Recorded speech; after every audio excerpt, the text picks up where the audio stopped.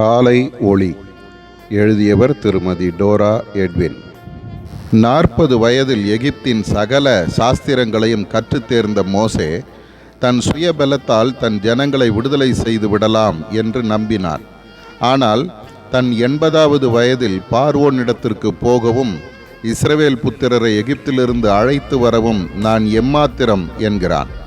இவ்வுலகின் சகல சாஸ்திரங்களும் மனிதனுடைய ஆத்துமாவை விடுதலை செய்ய முடியாது. தன் கரத்தில் உள்ள கோலில் ஒன்றும் விசேஷம் இல்லை என்று எண்ணியிருந்தார்.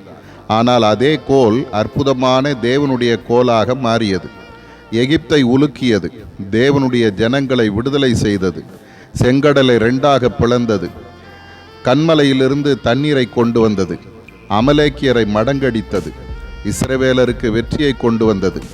உன் கையிலும் என் வசனமாகிய கோல் உண்டு, அதன் மகிமையையும் மகத்துவமும் உனக்கு விளங்கவில்லை. என் வார்த்தைகள் வல்லமை உள்ளது, ஒருபோதும் வெறுங்கையாய் திரும்பாது.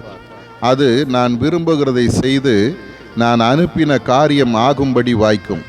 கர்த்தருடைய வார்த்தையினாலே வானங்களும் அவருடைய வாயின் சுவாசத்தினாலே அவைகளுடைய சர்வ சேனையும் உண்டாக்கப்பட்டது. என் வசனங்கள் ஆவியாயும் ஜீவனாயும் இருக்கிறது. சிருஷ்டிக்கும் வல்லமை, பராமரிக்கும் வல்லமை, அழிக்கும் வல்லமை என் வசனங்களில் உண்டு. ஆதார வசனம், என் வசனத்துக்கு நடுங்குகிறவனையே நோக்கி பார்ப்பேன். ஏசாயா 66:2.